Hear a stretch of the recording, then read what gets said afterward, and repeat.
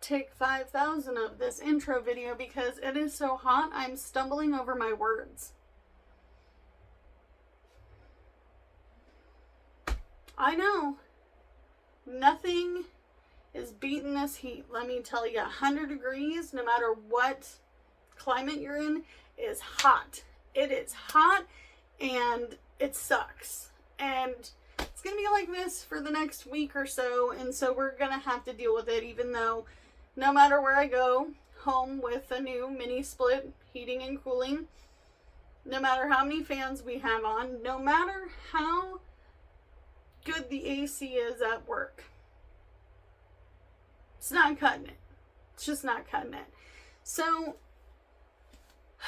we're going to talk about survival on a low income when you have kids. I have kids. I know it's hard to believe. You don't see them on this channel, but it's because I don't want them on the internet.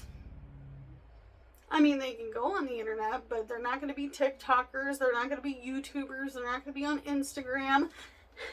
Do the dance. No, we're not that family. It's not happening. And if we became that family, I would cry immensely. Because I don't want to put my kids through that. However, I try to seamlessly, as much as possible within reason, because you can't hide everything from kids and they're smarter than we think. And technology is coming up in the world, and so all they have to do is Google or talk to AI and bam, it's on the internet popping up. Okay? This economy has been hard. It's been rough. But we're surviving. I don't know how sometimes. To be really honest with you, I'm like, how did I do that this last month when things were bad? Like really bad. And sometimes I'm like, yay, we did it. And we moved on to the next month. But there's some times where I skid by the skin of my teeth. Let's be real. Okay? So, if you are new to my channel, my name is Amanda. I am 36 years old. I live in the state of Oregon. And I've been on a low income all my life. And I live in an expensive area of Oregon. And not only that, but I feel like nowhere in my state is cheap anymore. There's no cheap housing. There's no cheap vehicles. There's no cheap alternative transportation. There is no cheap food. There is no cheap healthcare. We can keep going on and on and on. And even though we don't pay sales tax, we get the crap taxed out of our income. So, how do I seamlessly somewhat make it seem like we're surviving and my kids get to enjoy life while we're still on a low income because they're 10 and 14 and don't need to be worrying about things like money? I know they're not going to be on this channel. I know it's hard to believe because they're not dancing in the background on Instagram or on TikTok. I know. That's not us. It's not going to be us. It's not going to be our family. But they exist and we have a family. So I'm going to talk about all the things that you guys have been asking me about because I feel like it's important. How do I keep a positive attitude? What do I do when things get tough? How do I change my mindset for my kids and my family? And what are some alternative ways to make it seem like you're not struggling as much? How do you deal with it all? Okay, so we're going to get into it. I'm going to show you guys clips from our movie night, and I'll see you in the next clip. So before you guys jump me in the comments and totally rip apart what I'm making, I'm going to pre-warn you. This is not healthy. This does not happen every single night. And all the snacks, pizza, and things were on sale between Safeway and grocery outlet. Because I have to work with the things that I already have, we're going to do what we can with what we've got, like I always say in every video. And this is stuff that I have around my house.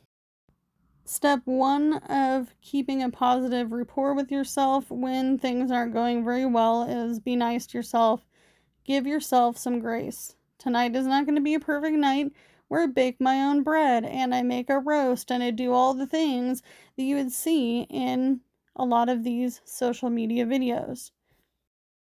I am not a perfect mom, I am not a perfect wife, and I'm definitely not a perfect worker, and that's okay too. Also, realizing that I want to do a good job while I'm at work, but my self-worth is not based off of my job or my income. That is a big struggle for me, and I'm continuing to work on it. When you're struggling to save money and you're struggling so hard to just keep above water, to allow yourself to mess up. Failure is a part of growth, and that is just a part of life. The other thing that I struggle with the most, but I try to keep very positive about, is reminding myself that things are not going to happen overnight. I'm not going to magically be able to buy another house overnight, and it's not going to be easy because getting here and living in this mobile home park was harder than ever before to get to. And just because it is not obtainable now doesn't mean it won't be obtainable later in the future when your road gets less bumpy. I think the other way that I try very hard to stay positive is reminding myself how far I've come in this journey. I did not have to get back on the horse. I did not have to start saving money again. I did not have to tell myself that things were going to get better even when they were at the toughest, darkest moments of my life. You get to choose on how your story is written.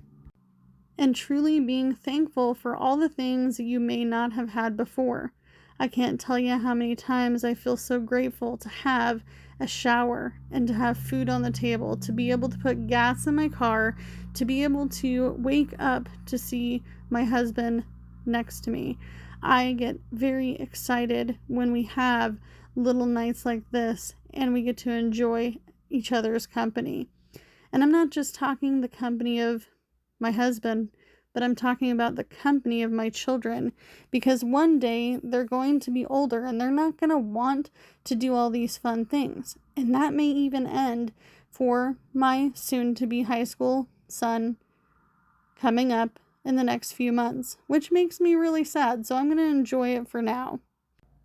Also, reminding yourself that there's tons of people right now who are getting laid off and do not have work, so being thankful for the little things of being able to just go to work, to make money. There are so many people out there who are also on a limited income, and that is all they get every single month. So being thankful for the fact that you do have consistent income. Or maybe you don't have consistent income, but you have a part-time job. There are people out there struggling just to get a part-time job.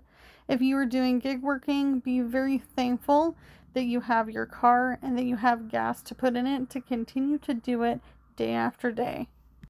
Because I have learned myself that anything can happen to my car at any point in time. So you have to be thankful for all of the little things and enjoy them while you have them.